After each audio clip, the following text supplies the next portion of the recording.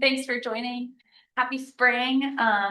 And this is our fourth out of 5 technical advisory committee meetings.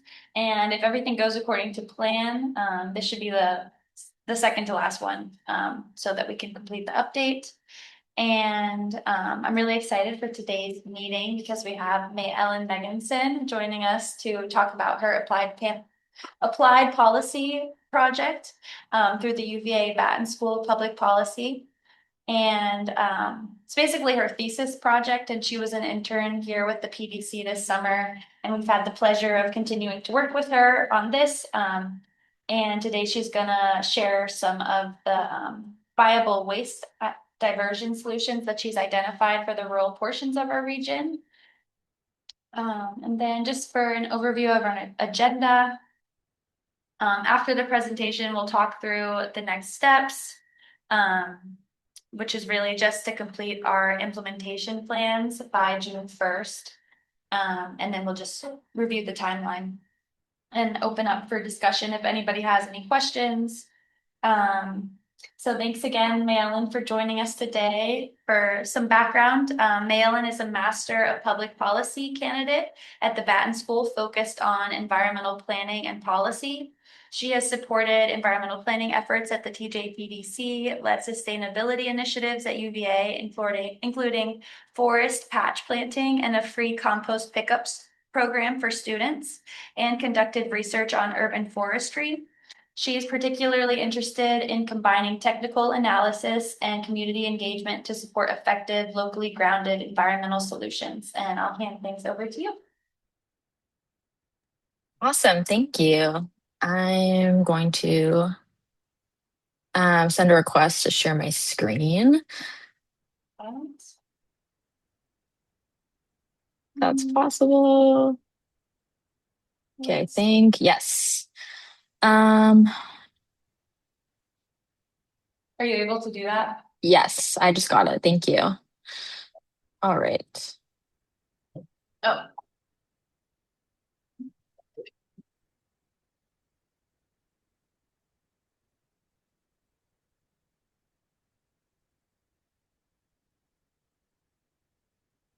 Okay, let's see.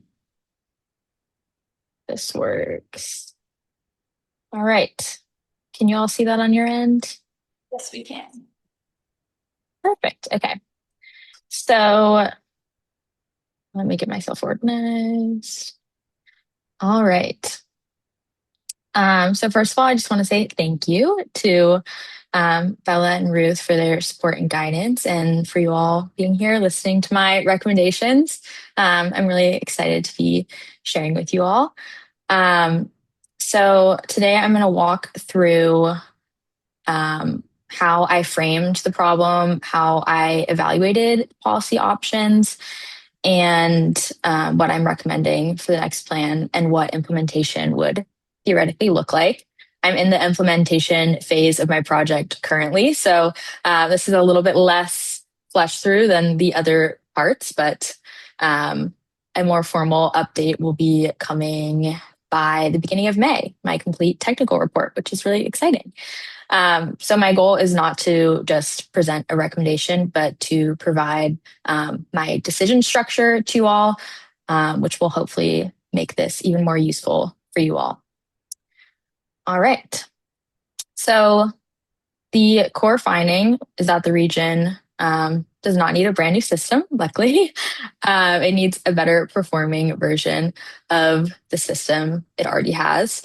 Of the 4 policy options I evaluated, which you should be able to see in the one-pager or the document we circulated, but I'll also be running through later on in this presentation. Adjusting pricing performed best overall on effectiveness, on cost effectiveness, but it has to be implemented carefully because its main weakness is political rather than technical. All right. So in working with Bella, Ruth, and Christine, we narrowed the problem to rural parts of Albemarle, as well as Fluvanna and Greene counties, because they face a different solid waste reality than the urban core in Charlottesville and parts of Albemarle. As you all are very familiar with, these localities rely more heavily on convenience centers and have longer hauling distances, much thinner staffing, and uneven access. So I'm framing this not as how do we increase diversion everywhere, but what strategies can improve diversion and control costs within the existing rural service model. So that framing is important because it rules out some options that sound attractive in theory and in the literature, but are not as realistic for the next plan cycle or the rural context, like major new service models or expensive system-wide infrastructure. So my project has moved in stages over the course of this semester and the previous semester. I began with a literature review on rural solid waste management.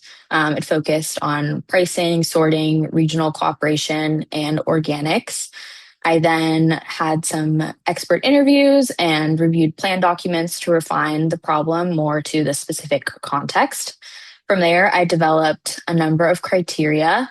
I designed 4 policy options and then estimated each of their performance on said criteria and built an implementation plan for the recommended option. So the recommendation comes from combining several different inputs within a structured comparison format. So key findings broadly, the literature strongly supports unit-based pricing as a way to reduce waste and increase recycling, but it also shows that implementation details matter a lot in these contexts, which I will be building more on later on in this presentation.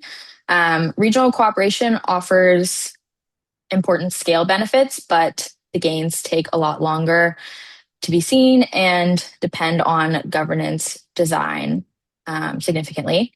And from local context and planning materials, one theme came out repeatedly, which is that data limitations shape what we can plan, measure, and defend. So my evaluations take these constraints into account and try to work within them.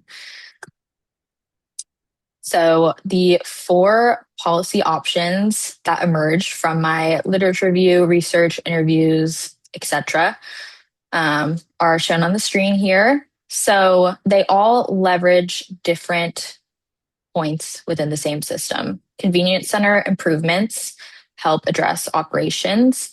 Pricing addresses household behavior and disposal incentives. Regional coordination addresses scale and, importantly, administrative capacity.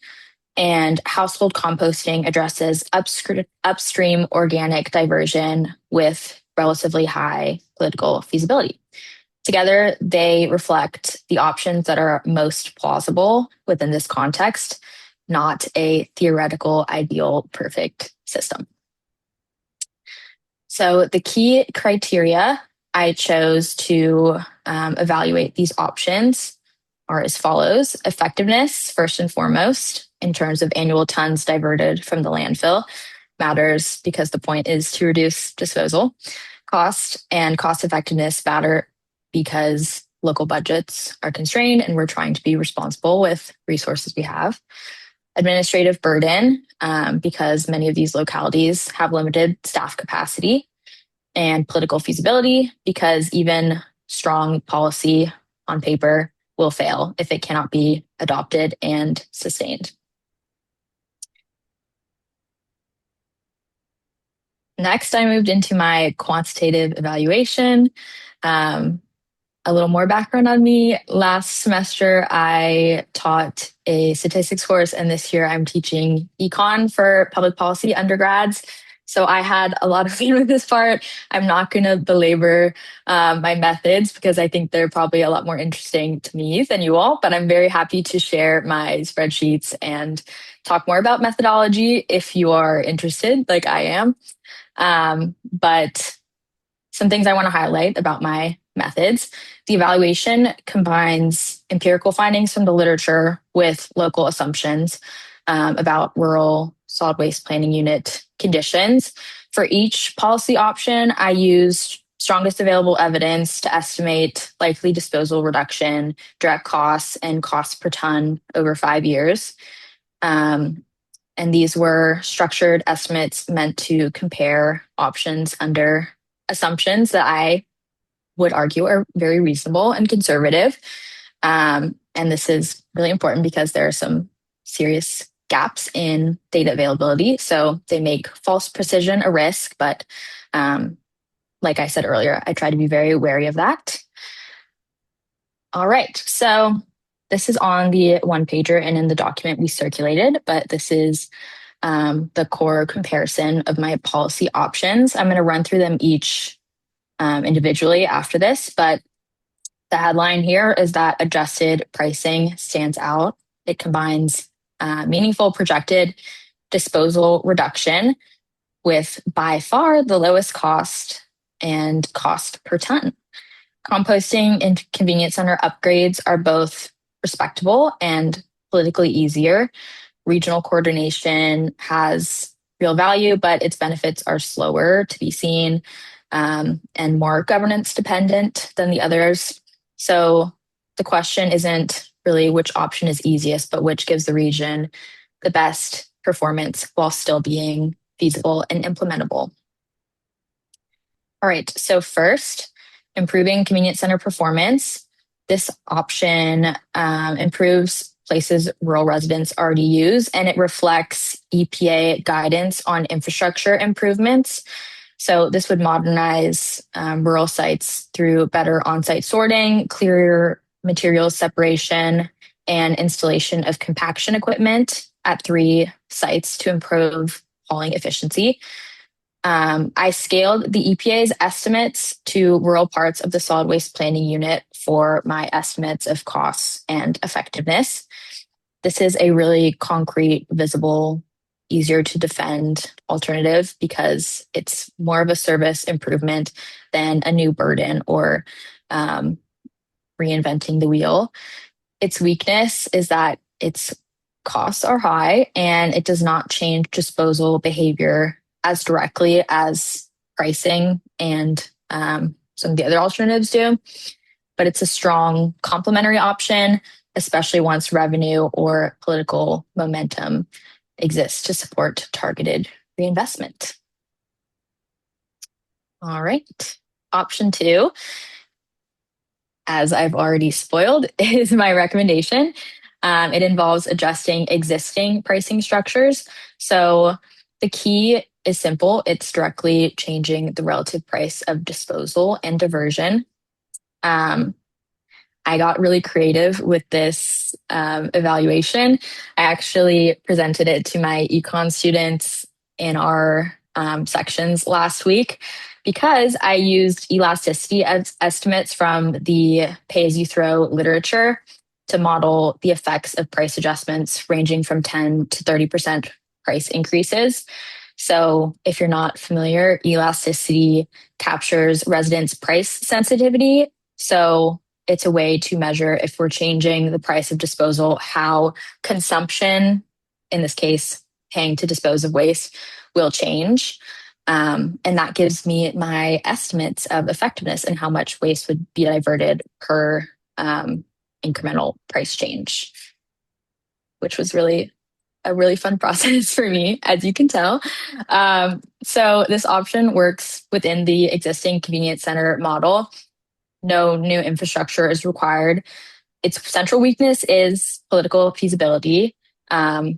It's very low cost and technically very feasible, but obviously increasing prices comes with some precautions. And this is why the recommendation is not to implement the strongest version of the option immediately. It's to start with a modest, carefully designed first phase, which again, I'll cover more of the implementation later on. Alternative 3 is deepening regional coordination, which targets the scale problem directly. So this would create a solid waste coordinator position shared across counties with wages split proportionally by population share. Its appeal is more long-term institutional strengthening, so better coordination, shared staffing, potentially better contracting to leverage the economies of scale that we see in urban areas, but not so much rural areas. Compared to the other options, it's less public facing, more governance heavy, and slower to deliver gains. So I don't reject it, but I would sequence it much further down the line for those reasons. My last option is subsidized household composting. This is a strong second option to follow price adjustments. It would provide subsidized backyard bins and education to rural households as a voluntary upstream diversion strategy. The literature repeatedly shows that free programs yield lower long-term effectiveness and participation, and subsidized programs requiring a small upfront investment lead to greater and more long-term community participation, which is why I'm suggesting subsidized rather than free materials.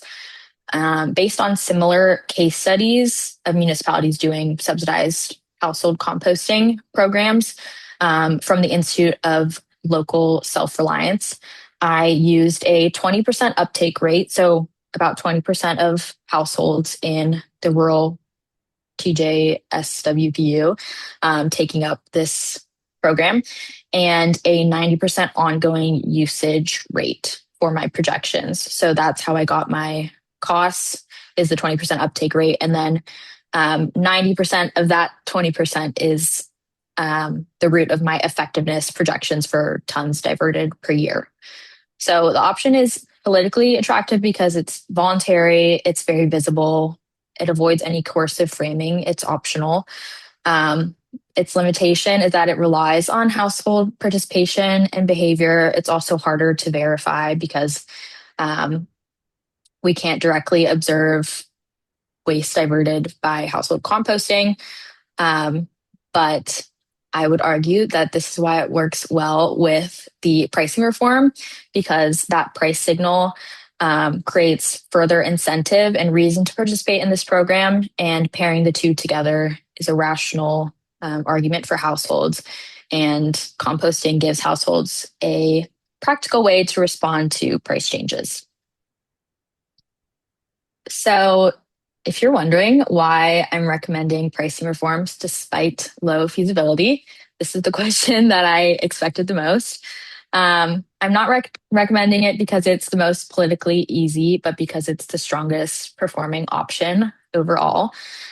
The potential political downside is manageable because this is not introducing pricing from scratch. It already exists across the region, and it's just adjusting structures that already are in place. So the implementation challenge is legitimacy, communicating fairness, and not inventing a whole new system. So my implementation roadmap is as follows. It's intentionally gradual. So stage one is focused on design, documenting current fee structures, identifying what can be changed administratively, defining fairness, protections, and communications, and establishing a baseline dashboard. A lot of this is already in my spreadsheet, which again, I'm very happy to share if anyone interested. Stage two is prioritizing public communication before any price changing takes effect.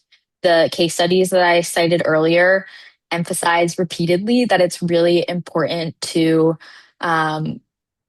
communicate to residents that the update is meant to fully capture the cost to governments of providing these services, and emphasize the fairness aspect of revenue investment, like how will the revenue raised by these price increases be put back into the system to benefit the community. Stage three is a first phase adjustment near 10%, which is the bottom range of my projections. And then stage four is a review period after 9 to 12 months and scaling up of price adjustments if results move in the desired direction. And at this point, additional policy options could also be introduced. So if the committee wants not just one recommendation, but a rollout pathway. This is the order I would suggest. Like I said, composting comes second because it complements pricing adjustments really well and is politically easier. Followed by convenience center upgrades and deepening rural coordination. And as I continue to develop the implementation plan, I'm working on a running list of potential grants and funding opportunities as well for these various policy options.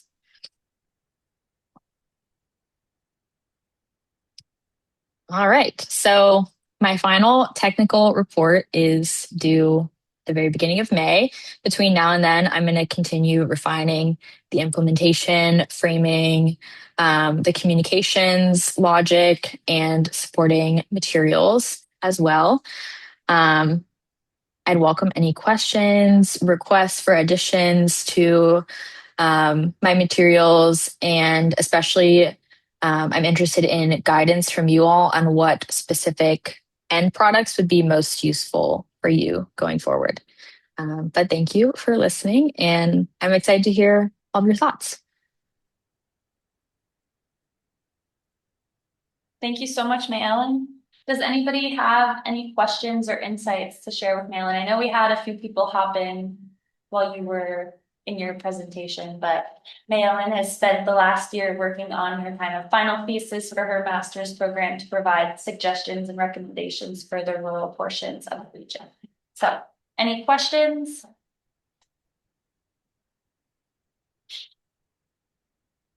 I have a couple quick questions. Can you clarify or confirm that all the convenience centers in the rural counties of our planning unit currently have a fee for drop off? Yeah. I think I heard most of that. If all convenience centers currently have fee structures in place. Yes. My understanding is that they do. I have a more thorough breakdown let me see if I can share this right now. In my spreadsheet that I've alluded to, I have more details about county specific changes in pricing structures. They all have different, sorry, I'm multitasking as I try to pull this up. They all have different, like by ton, price tickets per bag, systems. So actual price changes would look different in each county, but all would be increased by the same percentage point in my projections. So 10% either in the tonnage based or ticket based context. Does that answer your question? Yeah, I just was not sure that there was already a fee structure at these drop off locations. MaeEllen met with representatives from each locality to kind of get the baseline. Yeah, I'm just thinking Nelson County doesn't have a fee structure, and they're And not I think also in Louisa, it's free to landfill. So it is different, but I think it's more so outside of the solid waste planning unit. Yeah. Yeah. At least within Fluvanna, Green, and the rural parts of Albemarle, where I was focusing on, I've documented the specific fee structures and what changes would look like in those contexts. Thank you, MaeEllen. Did you see the question in the chat from Jesse? No, let me pull that up.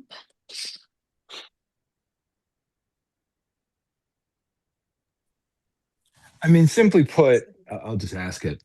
Yeah. You mentioned studying an increase in pay-as-you-throw rates. Did we consider reducing pay-as-you-throw costs and then considering the impact on litter and dumping? And is there a relationship there? Yeah. In most, I didn't come across any literature that studied reducing pricing. Usually consumption follows price changes in the opposite direction. So if our goal is to reduce disposal, lowering prices would theoretically lead to increased consumption of disposal. So more disposal if prices are lower. The literature about increasing pricing does pretty much always bring up the potential for illegal dumping, but the documented effects are pretty minimal. And with price increases this small, I don't think it's a significant concern in this context. Thank you. Yeah. It's just another question because I've never known the Yeah. answer to this. Bear with me. Pay as you throw for me Okay. feels a little bit like insurance. What I mean by that is we have it to protect ourselves from others using it. What I'm trying to say is if we didn't charge for pay as you throw, how would that affect the receipts for pay as you throw? I guess what I'm saying is the revenue bigger than the cost of administering the program? Did that question make any sense? I think so. Yeah, I don't know the exact cost of that counties are currently spending on administering the program. I do know from interviews that what residents are paying to dispose of their waste isn't always recovering the full cost to counties That's of right. processing, hauling the waste. So I'm not, I would be skeptical of removing pricing for that reason. Yeah, I hear your skepticism, but yeah, the literature overwhelmingly supports pay as you throw as a really effective way to recover revenue and also decrease disposal. And I think in the larger context of Virginia, we're the, I believe, currently number 2 importer of outside waste and facing, decreasing landfill capacity. I think any possible strategies to decrease our disposal is worth thinking about. But yeah, I'm not sure about operational costs of overseeing the pricing program, but this wouldn't lead to any major addition in terms of those expenditures. It would just be a change on paper of the price. Yeah, because I'm just making up numbers. I don't have a clue. You would know much better than me. But I'm imagining we pay somebody $75,000 a year to collect $75,000 a year in receipts, and I just ask myself, is that it? And so I'd want to look at the program administration costs next to the revenue. Yeah, makes sense. Yeah. So Jesse, are you saying like if the system was completely free to take landfill waste as well as recycling? I mean, yeah, in a nutshell. I mean, I don't live in Charlottesville anymore. Where I lived, we had free convenience centers that took compacted your household waste for $0. They recently put in place a new sticker policy where you have to be a county resident and show the right sticker. And I personally feel that's a step in the wrong direction, as they're going to encourage people who were previously using those sites to dump. And so I always am hesitant when we talk about look, I've worked with people that have burn barrels because they don't want to do this. That's not cool. Yeah, no, that's a good point. I feel like I read a bit in your report, MaeEllen, where you address the illegal dumping side of things. Can you speak to that a little bit? Yeah. Like I was mentioning earlier, I saw it come up in pretty much every article I read about price adjustments. And the experts are not very concerned about it, which maybe I shouldn't take their word, but and your perspective as someone surrounded by people that are clearly disposing of waste in illegal ways is also important to factor into this. I will also say the literature is not specific to the Thomas Jefferson Solid Waste Planning Unit. It's from places all over the nation and even international papers. So I hear your concerns, and I will just echo the experts that with price increases this minimal and when pricing structures are already in place, I am not very concerned about that possibility. But your expertise is also important to consider. So I offer that as a summary of what the experts would say and take it as you will. Can I ask one more question about dumping? Yeah. I'm sorry. Sure. I'll keep this No, brief. go for it.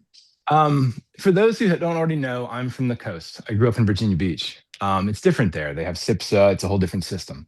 What I'm getting at is, are coastal communities more concerned about litter because it just immediately ends up in rivers and oceans than we are here in Central Virginia because it eventually might end up in rivers and oceans?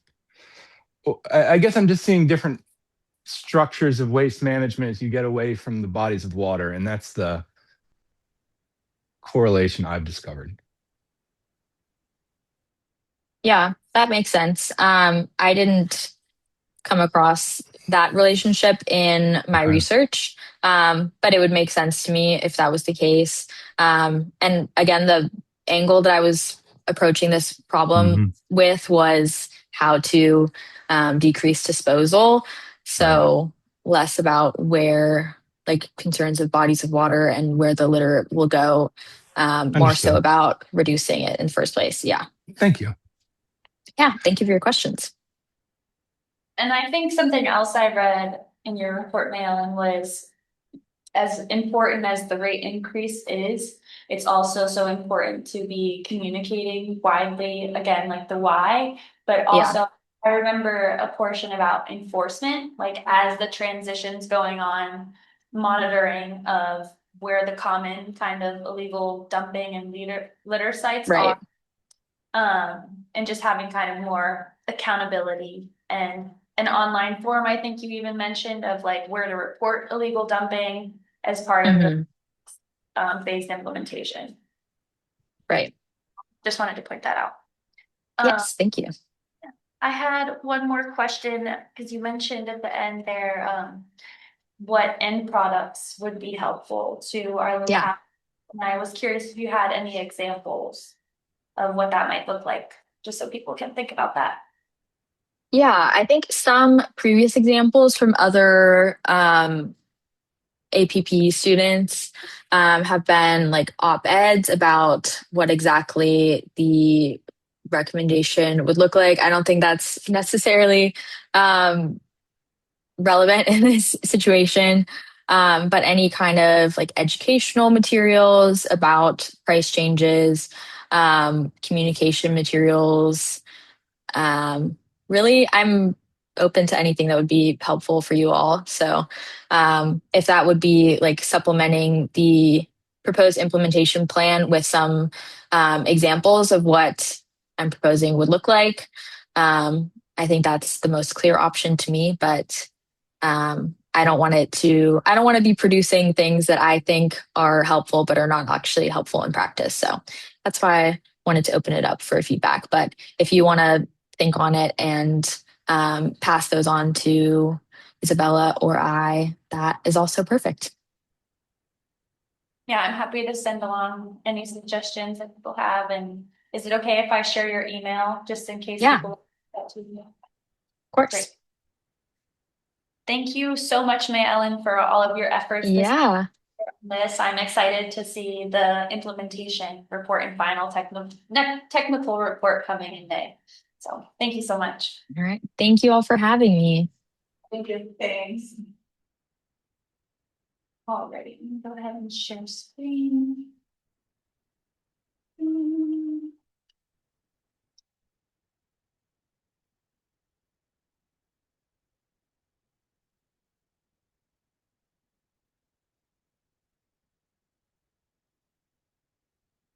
Alrighty, looks like that's okay. So I just wanted to go in quickly to what we have remaining, which is really just making sure that I get the finalized implementation plans that come from the implementation plan worksheet that I shared with you after our last meeting.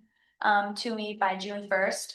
But as we continue our implementation planning, I just wanted to remind you to keep the state requirements in mind. These plans must cover a 20-year horizon. So that's really where you want to be focusing your implementation planning and detail exactly how we'll be tracking our goals, funding the objectives, and communicating them to the public. And the goals that we develop together are what will guide your locally specific objectives as part of the implementation planning process. And we're also required by regulation to follow the waste management hierarchy seen here on the left. So this means that our plans must prioritize source reduction and reuse first, followed by recycling and composting before we consider energy recovery or landfilling. And then just a reminder that the implementation planning worksheets include relevant goals from your local plans and objectives as well from each locality. And it also links the state solid waste plan update, which is, I think, still in draft form, but might be helpful to reference. And then you can now reference what we've shared so far from MaeEllen's APP. And I'll be sure to share along the technical report once that's ready. And I just recommend looking to those resources as well as the two seen here, which are available on our website, but I can share in follow-up the direct links to. And one other thing I noticed, I've gotten some of the draft implementation plans, but not all. And I noticed in some of them, there are not objectives for each goal. So just as a reminder, because these are our shared goals, it's important to have objectives for each one, at least one. And you can find all of our past meeting materials on the website. And then just a reminder, our planning schedule, we are most of the way through. Minimize this. So, okay. So we've had 4 out of our 5 meetings. We completed the data collection and analysis that we shared with you all a few meetings back. The virtual workshop and the survey have closed. All that we have left for public engagement will be a public comment period and public hearings at each of the localities, and then 2 local presentations. So what's the timing of that last part when you come to the localities? Yeah, I'm getting to that. So I'll tell you, no problem. And so after I get the final implementation plans by June, I'm just gonna follow back up with you all and confirm I've got everything I need. And then our next and final meeting will be July 9th. And that's where you'll see the final draft plan. And I'll give you, I think, about a month to review that, provide any comments and feedback you have. And then the adoption, I need to schedule the meetings with all of the councils and boards, but I'm planning to have one meeting to share the draft with them, hear any feedback they have. And then I'll come back later for a public hearing and then hopefully adoption. And that just needs to be completed by October 7th. And is the public hearing a requirement? Yes, it is a requirement, yeah. And then, yeah, so we just need to submit it to DEQ by October 7th. But I'm thinking probably September is when I'm gonna be planning the final adoption. So let me know if there's anything I need to do. And you would be the one doing the presentation? That was my plan, yeah. Unless you think something else would be better. No, I think it's fine. Okay. And I'm sorry if I missed it, but our assignment for today was to develop the objectives to go with each of the goals. Yeah, and I mentioned at the last meeting that I wanted to have the drafts in place by today, which I think I am still missing Charlottesville and Albemarle. But I just need the final versions definitely by June 1, because I was anticipating people would like to incorporate some of the feedback maybe from MaeEllen and just finalize things. So June 1 gives me time to kind of organize that into the draft. So we are not, are we or are we not supposed to develop subsequent like implementation steps that go with it? Or is that what? Yeah. Yes, how about I pull up the document? So is that zoomed in enough? Yeah. So for those who haven't looked at this in a little while, this is just the worksheet I developed to support implementation planning. So you've got the related goals, our objectives from the last plan, and additional references that I've linked there.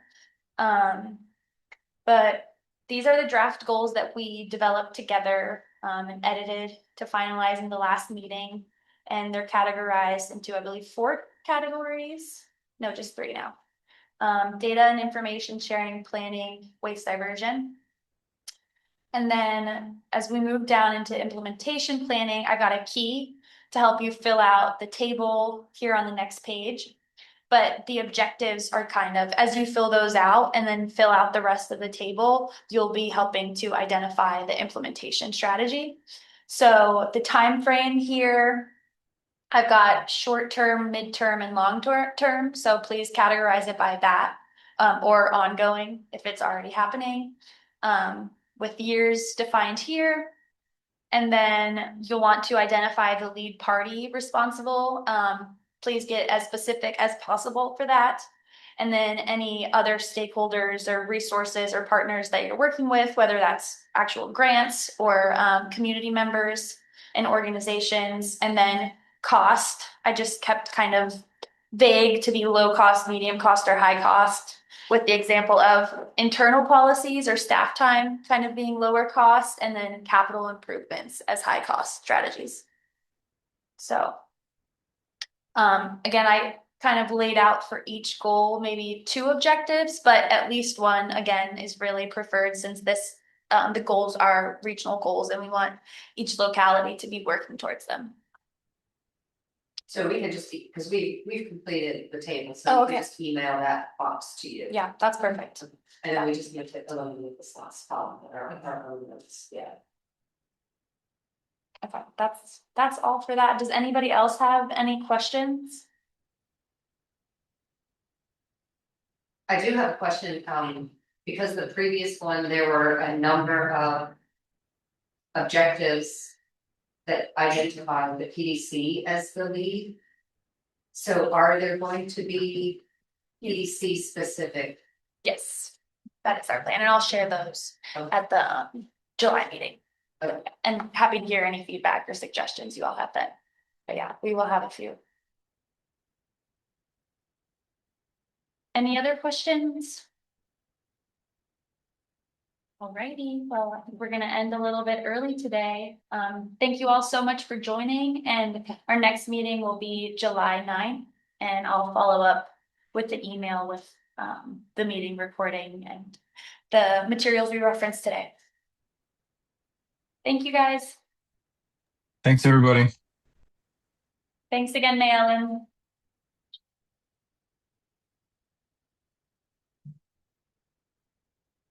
Really, really clear presentation.